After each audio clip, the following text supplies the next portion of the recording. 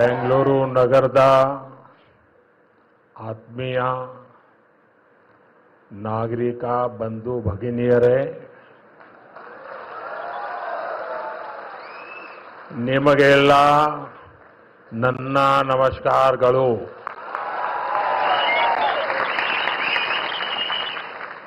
कर्नाटक के गवर्नर श्री थावरचंद गहलोत जी, मुख्यमंत्री सिद्धरामैया जी, केंद्र में मेरे सहयोगी मनोहर लाल खट्टर जी, एचडी कुमारस्वामी जी, अश्विनी वैष्णव जी, वी सोमन्ना जी, सुश्री शोभा जी, उप मुख्यमंत्री डीके शिव कुमार जी, कर्नाटक सरकार में मंत्री वी सुरेश जी, नेता विपक्ष आर अशोक जी, सांसद तेजस्वी सूर्या जी, डॉक्टर मंजुनाथ जी, एमएलए विजयेंद्र येडियुरप्पा जी और कर्नाटका के मेरे भाई और बहनों, कर्नाटका की धरती पर कदम रखते ही अपनापन सा महसूस होता है। यहाँ की संस्कृति, यहाँ के लोगों का प्यार और कन्नड़ा भाषा की मिठास दिल को छू जाती है। सबसे पहले मैं बेंगलुरु शहर की अधिष्ठात्री देवी अन्नम्मा ताई के चरणों में प्रणाम करता हूं।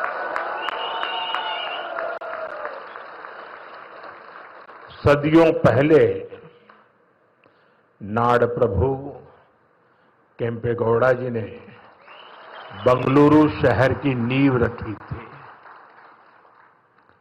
उन्होंने एक ऐसे शहर की संकल्पना की थी जो अपनी परंपराओं से भी जुड़ा हो और साथ ही प्रगति की नई ऊंचाइयों को भी छुए। बेंगलुरु ने अपनी उस स्पिरिट को हमेशा जिया, हमेशा उसे सहज कर रखा और आज बेंगलुरु उस सपने को साकार कर रहा है। साथियों, बेंगलुरु को हम एक ऐसे शहर के रूप में उभरता देख रहे हैं जो न्यू इंडिया के राइज का सिंबल बन चुका है। एक ऐसा शहर जिसकी आत्मा में तत्वज्ञान है और जिसके एक्शन में टेक ज्ञान है। एक ऐसा शहर जिसने ग्लोबल आईटी मैप पर भारत का परचम लहराया है। बेंगलुरु की इस सक्सेस स्टोरी के पीछे अगर कोई है तो वो यहां के लोगों की, आप सबकी मेहनत और आप सबकी टैलेंट है।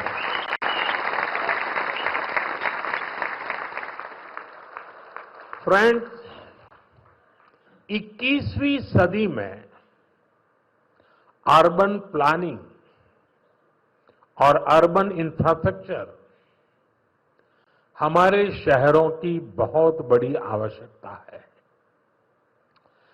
बेंगलुरु जैसे शहरों को हमें भविष्य के लिए भी तैयार करना है। बीते समय में बेंगलुरु के लिए भारत सरकार की तरफ से हजारों करोड़ रुपए की योजनाएं शुरू की गई हैं। आज इस अभियान को नई गति मिल रही है।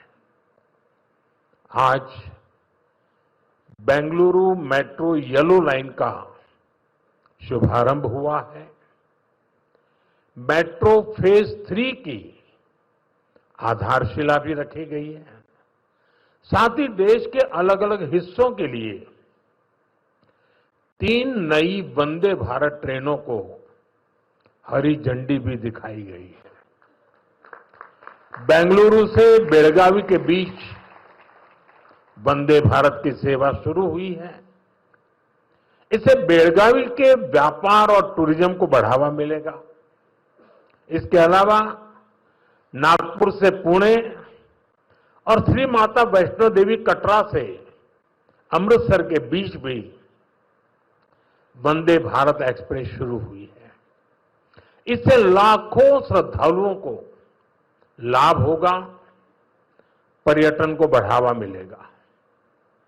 मैं इन सभी प्रोजेक्ट्स के लिए वंदे भारत ट्रेनों के लिए बेंगलुरु, कर्नाटका और देश के लोगों को बहुत बहुत बधाई देता हूं।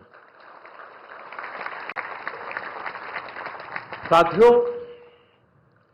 आज ऑपरेशन सिंदूर के बाद मैं पहली बार बेंगलुरु आया हूं।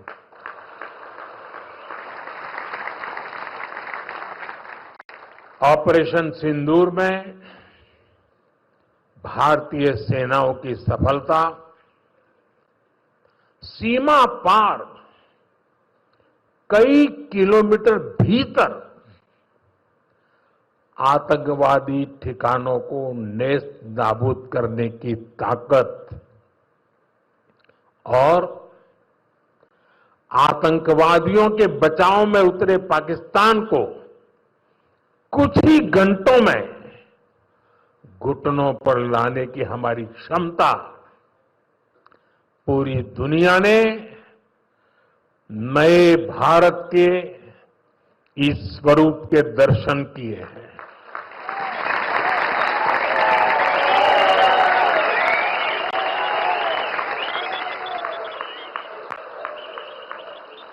ऑपरेशन सिंदूर की सफलता के पीछे बहुत बड़ी वजह हमारी टेक्नोलॉजी और डिफेंस में मेक इन इंडिया की ताकत है। और इसमें बेंगलुरु और कर्नाटका के युवाओं का भी बहुत बड़ा योगदान है। मैं इसके लिए भी आज आप सभी का अभिनंदन करता हूं।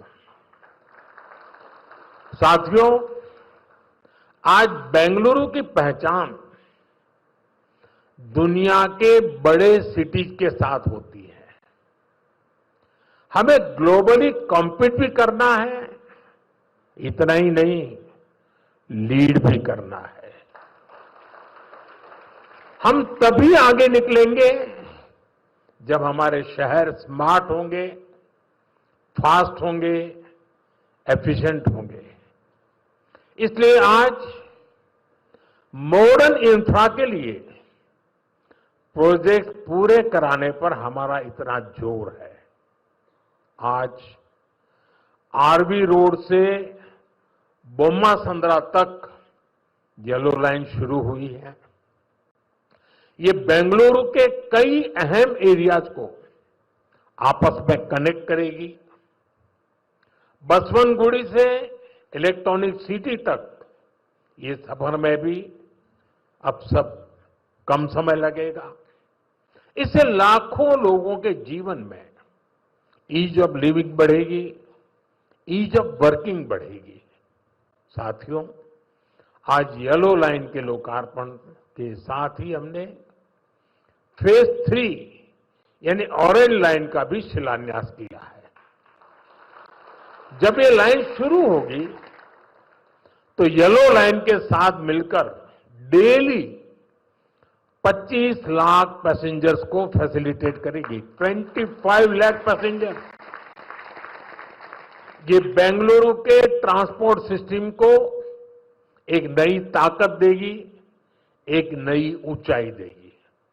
साथियों, बेंगलुरु मेट्रो ने देश को पब्लिक इंफ्रास्ट्रक्चर डेवलपमेंट का एक नया मॉडल भी दिया है। बेंगलुरु मेट्रो कई अहम स्टेशनों के लिए इंफोसिस फाउंडेशन, बायोकॉन और डेल्टा इलेक्ट्रॉनिक जैसी कंपनियों ने पार्ट फंडिंग की है। सीएसआर के इस्तेमाल का ये मॉडल एक बड़ी प्रेरणा है। मैं इस अभिनव प्रयास के लिए कॉरपोरेट सेक्टर को बहुत बहुत बधाई देता हूं। साथियों, आज भारत दुनिया की फास्टेस्ट ग्रोइंग मेजर इकोनॉमी है। पिछले 11 इयर्स में हमारी इकोनॉमी 10वें नंबर से टॉप 5 में पहुंच गई। हम बहुत तेजी से टॉप 3 इकोनॉमी बनने की ओर आगे बढ़ रहे हैं। ये स्पीड हमें कैसे मिली है? ये स्पीड हमें रिफॉर्म, परफॉर्म, ट्रांसफॉर्म की स्पिरिट से मिली है। ये स्पीड हमें साफ नियत और ईमानदार प्रयासों से मिली है। आप याद करिए, 2014 में मेट्रो सिर्फ 5 शहरों तक सीमित थी, 5 सिटीज। अब 24 सिटीज में 1000 किलोमीटर से ज्यादा मेट्रो नेटवर्क है। भारत अब दुनिया का तीसरा सबसे बड़ा मेट्रो नेटवर्क वाला देश बन गया है। 2014 से पहले लगभग 20,000 किलोमीटर रेल रूट का इलेक्ट्रिफिकेशन हुआ था। यानी देश आजाद होने से 2014 तक हमने पिछले 11 इयर्स में ही 40,000 किलोमीटर से अधिक रेल रूट पर इलेक्ट्रिफिकेशन किया है।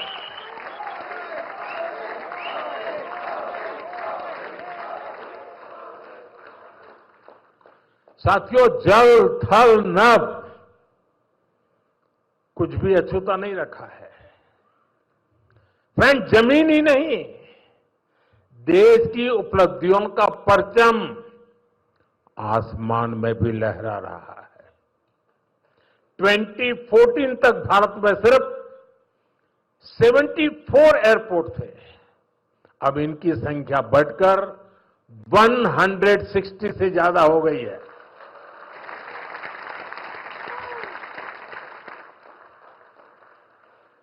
नभ की सिद्धि, थल की सिद्धि और जल की भी वाटरवेज का आंकड़ा भी उतना ही शानदार है। 2014 में सिर्फ 3 नेशनल वाटरवेज ऑपरेशनल थे। अब यह संख्या बढ़कर 30 हो चुकी है। साथियों, हेल्थ और एजुकेशन सेक्टर में भी देश ने एक बड़ी जंप लगाई है। 2014 तक हमारे देश में सिर्फ 7 एम्स और 387 मेडिकल कॉलेज थे। अब 22 एम्स और 704 मेडिकल कॉलेज लोगों की सेवा में जुटे हैं। बीते 11 साल में देश में मेडिकल की 1 लाख से ज्यादा नई सीटें जुड़ी है। आप कल्पना कर सकते हैं इससे हमारे मिडिल क्लास के बच्चों को कितना फायदा है। इन 11 वर्षों में आईआईटी की संख्या भी 16 से बढ़कर 23, ट्रिपल आईटी की संख्या 9 से बढ़कर 25 और आईएम्स की संख्या 13 से बढ़कर 21 हो चुकी है। यानी आज स्टूडेंट्स के लिए हायर एजुकेशन में ज्यादा से ज्यादा मौके बन रहे हैं। साथियों, आज देश जिस गति से आगे बढ़ रहा है, उसी गति से गरीब और वंचित का जीवन भी बदल रहा है। हमने प्रधानमंत्री आवास योजना के तहत 4 करोड़ से अधिक पक्के घर दिए हैं। अब हमारी सरकार 3 करोड़ घर और बनने जा रही है। हमने सिर्फ 11 इयर्स में 12 करोड़ से अधिक टॉयलेट्स बनाए हैं। इससे देश की करोड़ों माता बहनों को गरिमा, स्वच्छता और सुरक्षा का अधिकार मिला है। साथियों, देश आज जिस गति से विकास कर रहा है, इसके पीछे हमारी इकोनॉमिक ग्रोथ एक बड़ा फैक्टर है। आप देखिए, 2014 से पहले भारत का टोटल एक्सपोर्ट $468 बिलियन तक पहुंचा था। आज ये $824 बिलियन हो गया है। पहले हम मोबाइल इंपोर्ट करते थे, वहीं अब हम मोबाइल हैंडसेट के टॉप 5 एक्सपोर्टर बन गए हैं। और बेंगलुरु की इसमें बहुत बड़ी भूमिका भी है। 2014 से पहले हमारा इलेक्ट्रॉनिक्स एक्सपोर्ट लगभग $6 बिलियन था। अब ये भी लगभग $38 बिलियन तक पहुंच गया। साथियों, 11 इयर्स पहले तक भारत का ऑटोमोबाइल एक्सपोर्ट लगभग $16 बिलियन था। आज ये 2 गुने से अधिक हो चुका है, डबल हो चुका है। और भारत ऑटोमोबाइल का 4था सबसे बड़ा एक्सपोर्टर बन गया है। ये उपलब्धियां आत्मनिर्भर भारत के हमारे संकल्प को मजबूती देती है। हम मिलकर आगे बढ़ेंगे और देश को विकसित बनाएंगे। साथियों, विकसित भारत न्यू इंडिया की ये यात्रा डिजिटल इंडिया के साथ कदम से कदम मिलाकर पूरी होगी। आज हम देख रहे हैं, इंडिया एआई मिशन जैसी योजनाओं से भारत ग्लोबल एआई लीडरशिप की दिशा में आगे बढ़ रहा है। सेमीकंडक्टर मिशन भी अब स्पीड पकड़ रहा है। भारत को जल्द ही मेड इन इंडिया चिप मिलने जा रही है। आज Bharat low cost, hi tech space mission का ग्लोबल उदाहरण बन गया है। यानी फ्यूचरिस्टिक टेक्नोलॉजी से जुड़ी जो भी संभावनाएं हैं, भारत उन सब में आगे बढ़ रहा है। और भारत के इस एडवांसमेंट की सबसे खास बात है एम्पावरमेंट ऑफ पुअर। आप देखिए, आज देश में डिजिटाइजेशन का दायरा गांव-गांव तक पहुंच चुका है। यूपीआई के जरिए दुनिया का 50% से ज्यादा रियल टाइम ट्रांजैक्शन भारत में हो रहा है। दुनिया का 50%। टेक्नोलॉजी की मदद से हम सरकार और नागरिकों के बीच की दूरी कम कर रहे हैं। आज देश में 2200 से ज्यादा सरकारी सेवाएं मोबाइल पर उपलब्ध है। उमंग ऐप से आम नागरिक घर बैठे सरकारी काम निपटा रहा है। डिजी लॉकर से सरकारी प्रमाण पत्रों का झंझट खत्म हुआ है। अब हम एआई पावर्ड थ्रेट डिटेक्शन जैसी टेक्नोलॉजीज में भी निवेश कर रहे हैं। हमारा प्रयास है कि देश में डिजिटल रिवॉल्यूशन का फायदा समाज के आखिरी व्यक्ति तक पहुंचे। और इस प्रयास में बेंगलुरु पूरी सक्रियता से काम कर रहा है। साथियों, वर्तमान उपलब्धियों के बीच अब हमारी अगली बड़ी प्राथमिकता होनी चाहिए टेक आत्मनिर्भर भारत। इंडियन टेक कंपनियों ने पूरी दुनिया में अपनी छाप छोड़ी है। हमने पूरे वर्ल्ड के लिए सॉफ्टवेयर और प्रोडक्ट्स बनाए हैं। अब समय है हम भारत की जरूरतों को और ज्यादा प्रायोरिटी दें। हमें नए प्रोडक्ट्स डेवलप करने में और तेजी से आगे बढ़ना है। आज हर डोमेन में सॉफ्टवेयर और ऐप्स का इस्तेमाल हो रहा है। इसमें भारत नई ऊंचाई पर पहुंचे, ये बहुत जरूरी है। जो इमर्जिंग फील्ड्स है, हमें उनमें भी लीड लेने के लिए काम करना होगा। हमें मेक इन इंडिया में मैन्युफैक्चरिंग सेक्टर में भी बेंगलुरु और कर्नाटका की प्रेजेंस को और मजबूत करना है। और मेरा आग्रह है हमारे products zero defect, zero effect के स्टैंडर्ड पर टॉप क्वालिटी के होने चाहिए। यानी बिना डिफेक्ट वाले प्रोडक्ट हो और उन्हें बनाने का नेगेटिव इफेक्ट पर्यावरण पर भी न पड़े। मेरी अपेक्षा है कर्नाटका का टैलेंट आत्मनिर्भर भारत के इस विजन को लीड करे। साथियों, केंद्र सरकार हो या राज्य सरकार, हम सभी जनता की सेवा के लिए हैं। हमें देशवासियों की बेहतरी के लिए साथ मिलकर कदम उठाने हैं। इस दिशा में एक जो सबसे जरूरी जिम्मेदारी है वो है नए रिफॉर्म्स। बीते एक दशक में हमने लगातार रिफॉर्म्स को आगे बढ़ाया है। उदाहरण के तौर पर भारत सरकार ने कानूनों को डीक्रिमिनलाइज करने के लिए जन विश्वास बिल पास किया है और अब इसका जन विश्वास 2.0 भी पारित करने जा रहे हैं। राज्य सरकारें भी ऐसे कानूनों की पहचान कर सकती हैं जिनमें अनावश्यक आपराधिक प्रावधान हैं, उन्हें खत्म किया जा सकता है।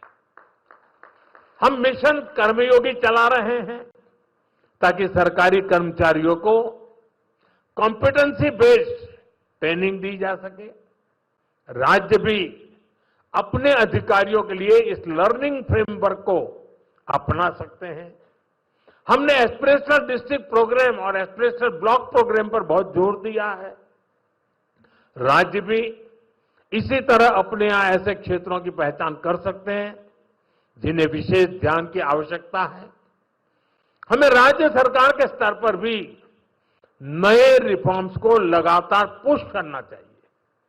मुझे विश्वास है हमारे ये साझे प्रयास कर्नाटका को विकास की नई ऊंचाई पर ले जाएंगे। हम साथ मिलकर विकसित भारत के संकल्प को पूरा करेंगे। इसी भाव के साथ मैं एक बार फिर आप सभी को इन डेवलपमेंट प्रोजेक्ट की बहुत बहुत बधाई देता हूं। बहुत बहुत धन्यवाद।